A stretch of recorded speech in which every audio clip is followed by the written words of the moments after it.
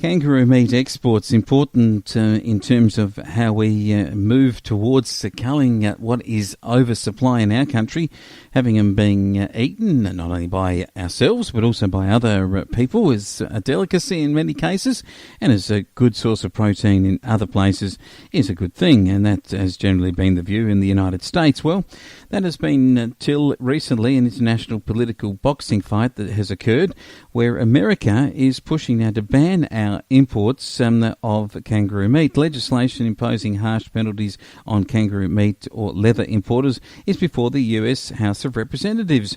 Animal rights groups have launched a Kangaroos Are Not Shoes campaign, which aims to pressure Nike, Adidas and Puma to stop using the leather in their soccer boots. And 6 lawmakers for the Democrats who control Congress and the White House and 2 Republicans have backed the bill. Animal activists have claimed that the cull is 10 times more deadly than the annual commercial seal hunt in Canada. Australia's Agriculture Minister David Littleproud described the suggestion as abhorrent. That's an outrageous lie and one that slurs on the actual standing of the industry and the farmers themselves, he told 2GB on Tuesday.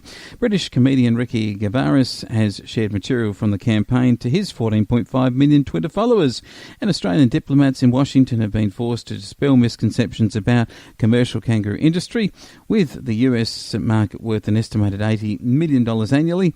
The minister said shooters were skilled to ensure the kangaroos were humanely euthanised, with the damaged animals worthless. If someone some 20-odd thousand kilometres away was to impose their will, they should have all the information, said David Littleproud.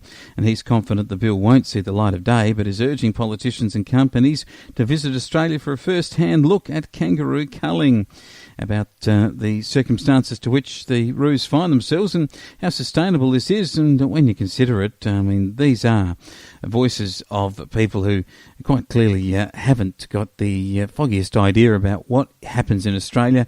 They simply are doing it for political and ideological reasons, which is quite disturbing and sad when you consider how inhumane it is for an oversupply of kangaroos and for them to not be culled and to starve in the desert.